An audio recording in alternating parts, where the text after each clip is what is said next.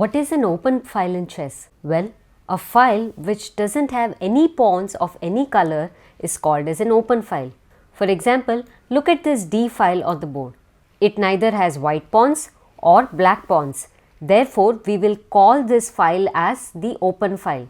So, D file is the open file on the board. Let's look at another example. Here, can you identify the open files on the board? I'll give you 10 seconds to think.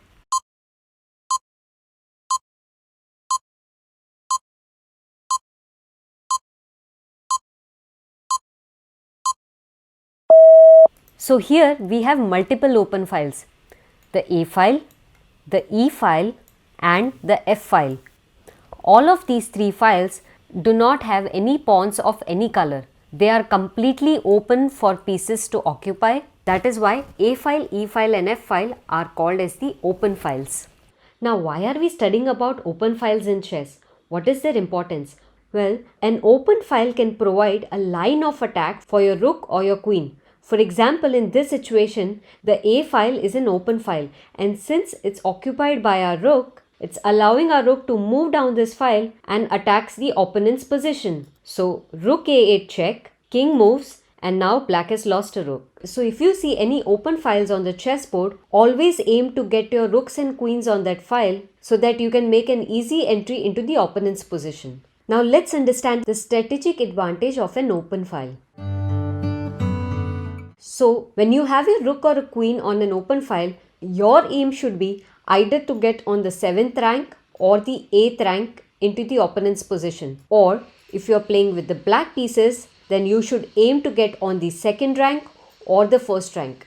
Now, why are these backward 2 ranks so important? Well, if you get your rook on the 7th rank like this, or on the 2nd rank in case if you are playing with the black pieces, then you will be able to threaten the unmoved pawns on the board. Similarly would be the situation for black. Black can now attack multiple pawns on the 2nd rank. Another idea is that if you control the 8th rank or let's say the 1st rank in case you are playing with the black pieces, then you can make the opponent's king really exposed and put a lot of pressure on enemy pieces. So for example, if it was white's turn in the game, then white can simply play rook c8 check, king moves, and now queen d7 would be a checkmate. Because you were controlling these two open files and were able to penetrate into the opponent's position, you exposed the opponent's king and were able to win this game.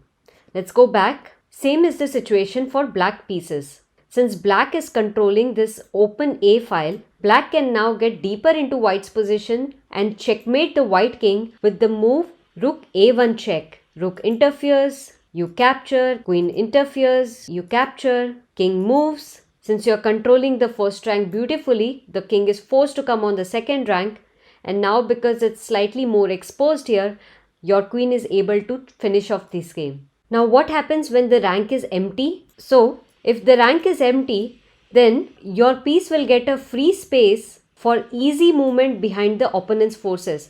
So the rook can now come either on this square to attack this pawn or maybe on this square to attack this pawn, or better yet, it can just come here and fork both of these pieces. So you get a lot of free space to move around and plan your attack behind the opponent's forces. Now these were very simple examples. Let's understand this concept in detail with a live game which was played between 5-time world champion Indian Grandmaster Viswanathan Anand and Ukrainian Grandmaster Vasyl Ivanchuk. He was also ranked at number 2 on the FIDE World Rankings 3 times. So two of the strongest players are playing this game, and this game was played in 2001.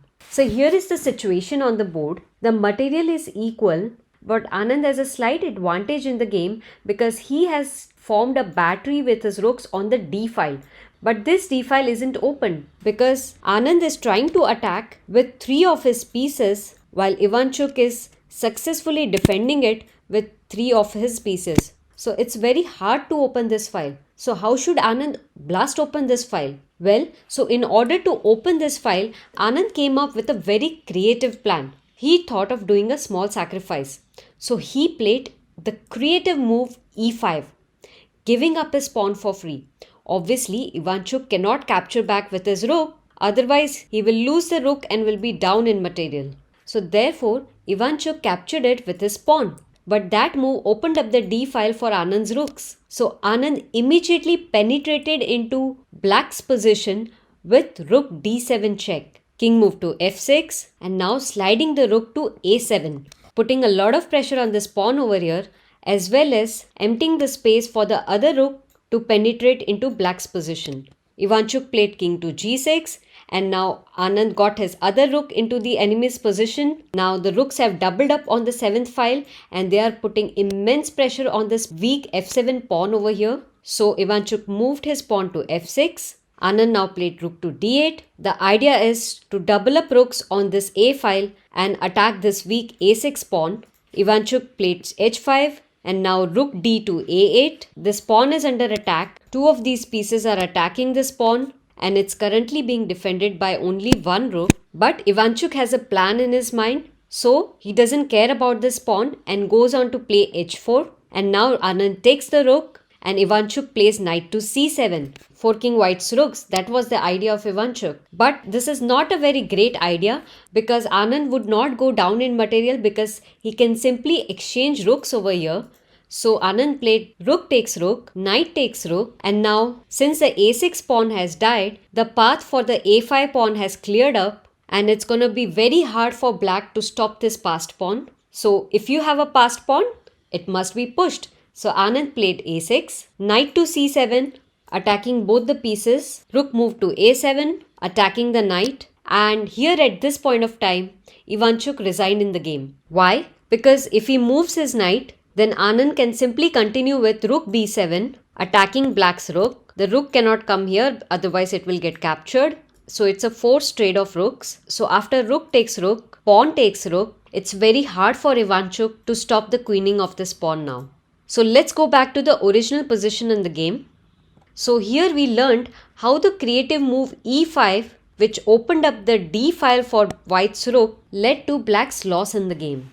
If you learned something new today, then do hit the like button and subscribe to my channel. And now let's move on to the question of the day. So here is a very interesting situation on the board. It's black to play and win. Can you find the winning moves for black? Let me know your answers in the comments box and I'll see you in the next video.